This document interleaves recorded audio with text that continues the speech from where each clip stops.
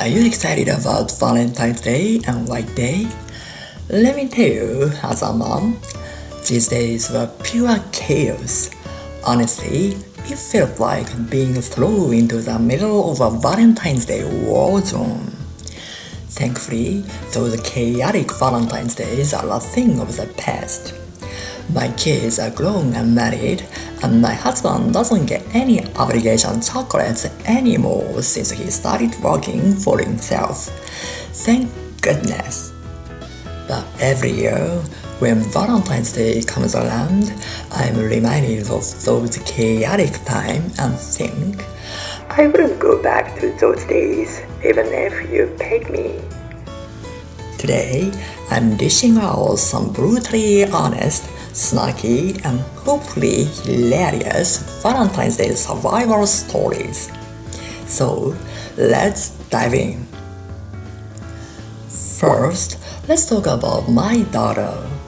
Back in the junior high school days, Valentine's Day was serious business.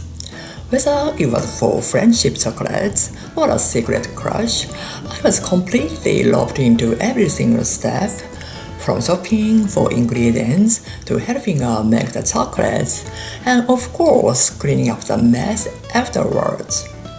Let me tell you, my kitchen was straight up chaos the night before Valentine's. She'd start making chocolates right around dinner time, and of course I'd get pulled into a chocolate making chaos. Dinner, forget about it. My meal prep was completely derailed, and I was left scrambling in a kitchen that looked like a chocolate war zone instead. That day's dinner is either super late or non-existent.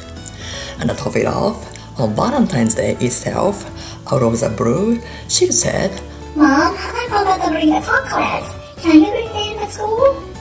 Seriously? Oh, and the failed chocolate experiments, guess who ended up getting those? Yep, my poor son became the official chocolate victim. And as if that wasn't enough, my daughter would turn around and say, Hey, for White Day, I like this. Basically using her brother as a gift delivery service. What a sneaky little genius, huh? Looking back, it's all funny now, but back then it felt like absolute torture. Now let's talk about my son. On Valentine's Day, I'd always be a little nervous for him. What if he doesn't get any chocolates? I'd worry. But as soon as I found out he got some, even just obligation chocolates, I'd relax and in no time jump straight into teasing him. Oh wow, just obligation chocolates? No love confessions for you, huh? Honestly, I might have been a bit of a mean mom. Every year, my son would get obligation chocolates and my daughter would join in on the teasing. Is that all? No real chocolates? In Japan, Valentine's Day is a rare chance for girls to confess their feelings to guys, so I couldn't help but feel sorry for him. I even considered giving him some pity chocolates myself. Actually, my son didn't seem thrilled about Valentine's Day.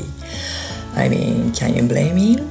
It's like a public scoreboard for your popularity or lack thereof, isn't it? Especially when you're a teenager stuck in those awkward, self-conscious years. Now, let's talk about White Day.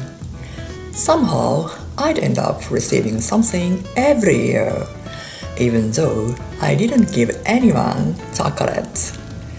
Can you guess who it's from? My son. But don't be fooled, he didn't actually buy anything for me, nope. Here's what really happened. I'd buy the return gifts for his obligation chocolate, and he'd always mess up the count. So when there were leftovers, he'd hand them to me like, Here, take is. It's leftover, but it's a thought that counts, right?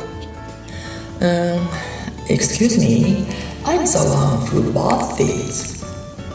One year I asked, are you sure we have enough return gifts? And he goes, Yeah, probably. probably. That's not exactly reassuring. Then, on White Day, he suddenly says, Mom, I'm short 2 gifts. so there I was, scrambling last minute to buy more like some kind of White Day delivery service. Classic. And then there's my daughter. After White Day, she'd carefully analyze every gift she received. She'd look up the price and say, Let's see, should I bother giving this person some chocolate next year? wow, talk about being calculating. Honestly, I was half impressed, half terrified by her dedication. But here's the thing. Dada, let me remind you those gifts. Spoiler alert, they were handpicked by the other boys' moms. Trust me, I've seen it happen. Now, my husband and obligation chocolates. Oh boy. Every year, I'd chant, don't get any, don't get any. Because guess who had to deal with the return gifts? Yep, me. And of course, you can't give something cheaper than what he got. So we always ended up spending more. It feels like throwing money into a black hole. Thankfully, my husband is firmly anti-Valentine's Day. Economic boost? Yeah, for the chocolate companies. The rest of us are just pounding the game. He'd say, as for me, I've never given them chocolates. Who needs White Day? If I want something, I'll just ask him directly. No games, no chocolates, just results. That's how I roll. Honestly, I think the world would keep turning just fine without Valentine's Day or White Day. Just saying. But you know what? These days, my new tradition is buying myself some fancy chocolate and savoring them solo. No sharing, no guilt, just pure bliss. At the end of the day, it's the thought that counts, not the chocolates or traditions. A simple thank you or I love you can mean so much more.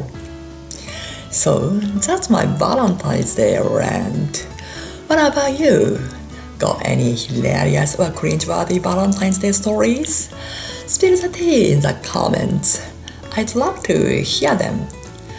Alright, that's it for today. See ya, bye!